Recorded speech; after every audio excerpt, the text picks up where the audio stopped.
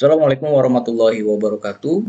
Kali ini kita akan masuk di pertemuan yang keempat. Yang akan kita bahas adalah identitas di era cyber. Mengapa topik ini penting? Karena di era digital saat ini, hampir semua orang memiliki kehidupan ganda. Kehidupan nyata sehari-hari dan kehidupan digital yang kita tampilkan di media sosial, forum, atau platform online lainnya. Identitas di era cyber berbeda dengan identitas tradisional. Jika dulu identitas kita banyak ditentukan oleh hal-hal yang kasat mata, seperti nama asli, pekerjaan, alamat, latar belakang keluarga, maka yang saat ini atau sekarang identitas bisa dibentuk melalui username, avatar, foto profil, bahkan gaya bahasa ketika kita menulis komentar. Fenomena ini membuat identitas menjadi lebih cair dan fleksibel. Kita bisa memilih untuk menampilkan sisi diri yang ingin kita tunjukkan atau bahkan menciptakan pesona baru yang sama sekali berbeda dengan siapa kita sebenarnya. Contohnya ada orang di dunia nyata pemalu, tapi di dunia maya sangat vokal dan percaya diri. Namun perbedaan antara identitas nyata dan identitas cyber ini bisa membawa dampak sosial dan psikologis. Positifnya, orang bisa lebih bebas berekspresi, bereksperimen, atau membangun jejaring sosial lintas batas. Tapi ada sisi negatifnya, yaitu bisa muncul kesenjangan identitas, manipulasi, bahkan konflik antara siapa kita sebenarnya dengan siapa kita di dunia digital. Jadi, pembahasan kita hari ini akan menolong kita memahami bagaimana identitas itu dibentuk, diubah, dan dimaknai dalam ruang cyber.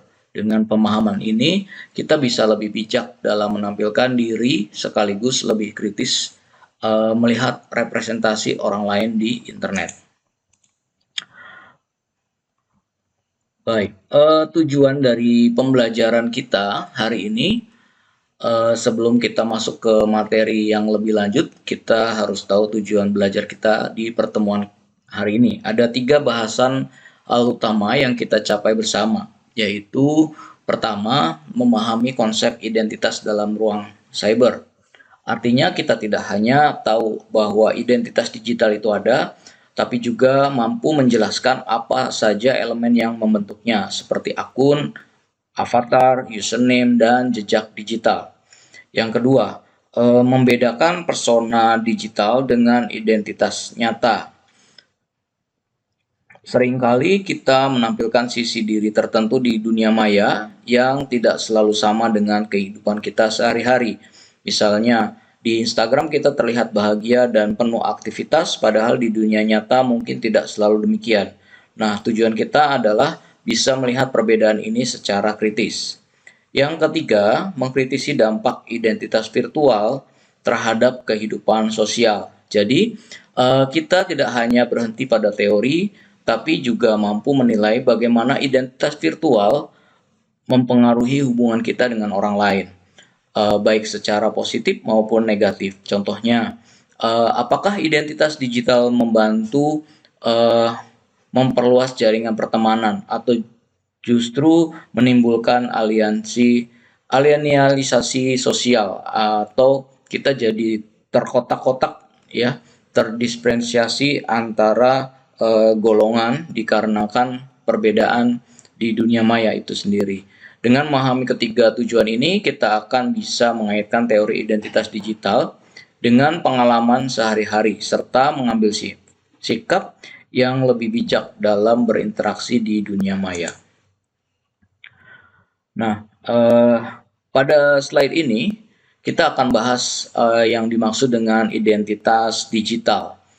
Identitas digital bisa kita pahami sebagai representasi diri kita di ruang cyber.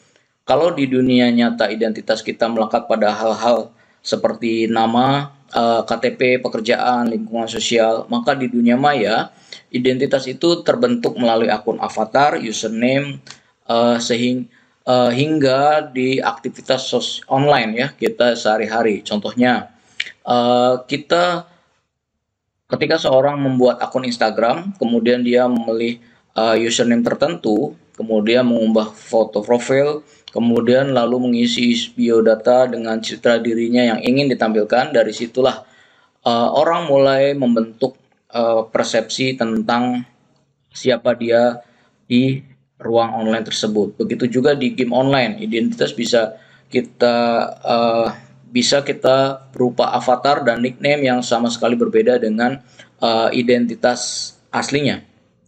Nah, yang menarik dari identitas digital ini bersifat fleksibel dan dimodifikasi kapan saja. Kita bisa mengubah foto profil, mengganti nama pengguna, atau bahkan membuat akun baru dengan karakter yang berbeda. Fleksibilitas ini memberikan kebebasan berekspresi, tetapi juga menimbulkan pertanyaan, sejauh mana identitas digital tersebut mencerminkan kita yang sebenarnya. Jadi di era cyber ini, identitas bukan lagi sesuatu yang tetap dan kaku, melainkan sesuatu yang cair, dinamis, dan bisa berubah sesuai dengan konteks dan kebutuhan kita di dunia maya.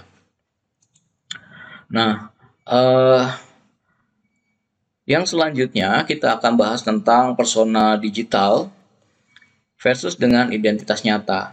Sekarang kita lihat perbedaan antara persona digital dan identitas nyata. Persona digital adalah citra diri yang kita tampilkan di internet. Bisa berupa bagaimana kita memilih foto profil, gaya bahasa dalam status, konten yang kita unggah, bahkan cara kita berinteraksi dengan orang lain secara online. Persona ini seringkali kita bentuk sesuai dengan citra yang ingin kita tampilkan, bukan selalu sesuai dengan diri kita yang sesungguhnya. Sebaliknya ya, identitas nyata adalah siapa kita dalam kehidupan kita sehari-hari.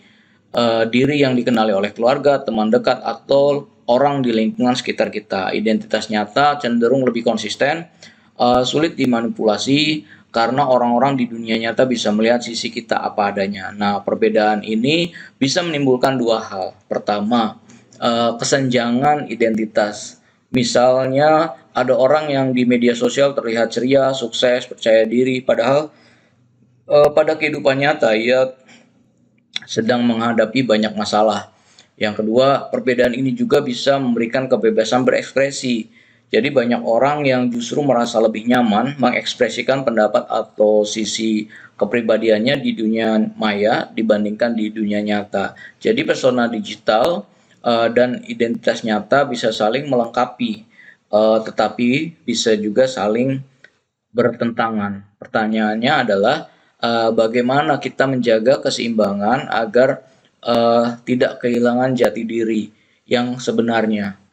Jadi jangan terlalu larut pada membangun pesona digital, tapi lupa dengan identitas nyatanya. Jadi banyak orang-orang yang mempunyai persona digital yang luar biasa, tapi pada saat ketemu di kehidupan nyatanya itu jauh dengan berbeda ya. Jadi di kehidupan digital semuanya bisa menggunakan filter, avatar, dan lain-lain. Tapi di kehidupan nyata kita tampil apa adanya. Nah, kemudian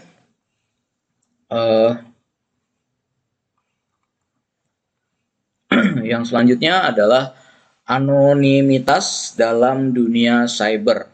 Ya, sekarang kita masuk ke dalam pembahasan anonimitas dalam dunia cyber, yaitu berarti kondisi ketika identitas asli seseorang tidak diketahui atau disembunyikan. Jadi kayak misalkan kemarin-kemarin tuh kita dengar yang namanya Bjorka. Nah, orangnya yang mana kita nggak tahu. Nah, di internet ini sangat umum terjadi karena kita bisa menggunakan nama samaran, avatar fiksi, bahkan akun anonim yang berinteraksi. Ada sisi positifnya dari anonim ini dengan tidak terikat dengan identitas asli. Orang merasa lebih bebas berpendapat, berani menyampaikan kritik atau mengekspresikan gagasan yang mungkin sulit untuk mereka ungkapkan di dunia nyata. Bahkan banyak gerakan sosial atau komunitas kreatif yang lahir dari ruang-ruang anonim di internet. Namun di sisi lain anonimitas ini memiliki dampak negatif karena merasa tidak diketahui, sebagian orang terdorong untuk melakukan perilaku yang merugikan seperti cyberbullying, trolling, kemudian ujaran kebencian, atau penyebaran hoax. Nah, anonimitas ini bisa membuat orang kehilangan rasa tanggung jawab atas perkataan maupun tindakannya. Apalagi sekarang ditambah lagi ada yang namanya teknologi deepfake, di mana eh, orang itu bisa meniru identitas orang lain untuk menyampaikan pendapat. Nah, kita harus berhati-hati di sini karena tidak semua informasi itu bisa real di era AI ya. Nah, sekarang jadi kesimpulannya anonimitas di dunia cyber adalah fenomena yang ambivalen. Ia bisa menjadi ruangan kebebasan, kreativitas, dan keberanian, tapi juga membuka jalan dari perilaku negatif. Inilah tantangan yang harus kita kritisi, bagaimana kita memanfaatkan anonim ini untuk produktif tanpa terjebak dalam sisi gelapnya. Nah, kemudian selanjutnya kita akan bahas tentang avatar dan nickname.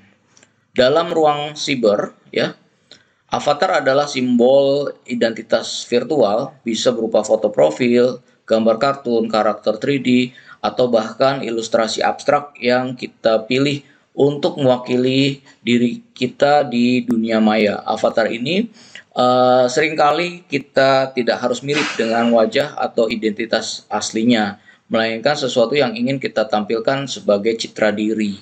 Jadi misalkan seorang gamer itu memilih karakter fantasi sebagai avatarnya, atau seorang pengguna forum memilih ikon hewan untuk mewakili dirinya.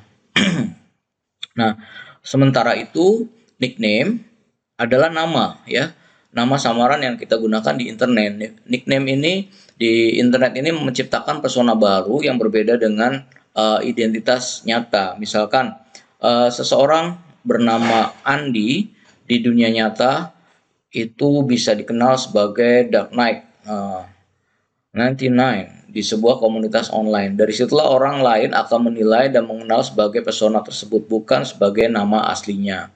Nah, fenomena avatar dan nickname ini membuka ruang ekspresi identitas sosial dan budaya. Artinya, kita bisa mencoba menjadi orang lain, mengekspresikan sisi kepribadian yang mungkin tidak muncul pada saat di dunia nyata. Ada orang yang merasa memilih lebih bebas, kemudian lebih percaya diri, bahkan lebih kreatif ketika berinteraksi dengan avatar dan nickname dibanding dengan identitas aslinya. Namun di balik itu juga ada tantangan uh, karena identitas bisa diciptakan dengan bebas, terkadang sulit membedakan mana yang benar-benar asli, mana yang hanya topeng digital. Hal ini menimbulkan pertanyaan tentang keaslian dan kepercayaan dalam interaksi secara online. Jadi avatar dan nickname bukan sekedar simbol, tapi juga medium untuk membentuk cara kita berinteraksi dan memaknai identitas di era siber. Nah, kemudian dampak identitas virtual. Nah, sekarang dampak identitas virtual itu jadi dari sisi positifnya identitas virtual itu menjadi sebagai ruang kebebasan gitu ya. Tapi selain itu juga sebagai ajang untuk manipulatif gitu akhirnya. Nah, itulah identitas virtual yang merupakan pisau bermata dua. Ia bisa menjadi sarana perkembangan diri dan koneksi global, tapi juga menimbulkan risiko serius jika tidak digunakan secara bijak. Oke,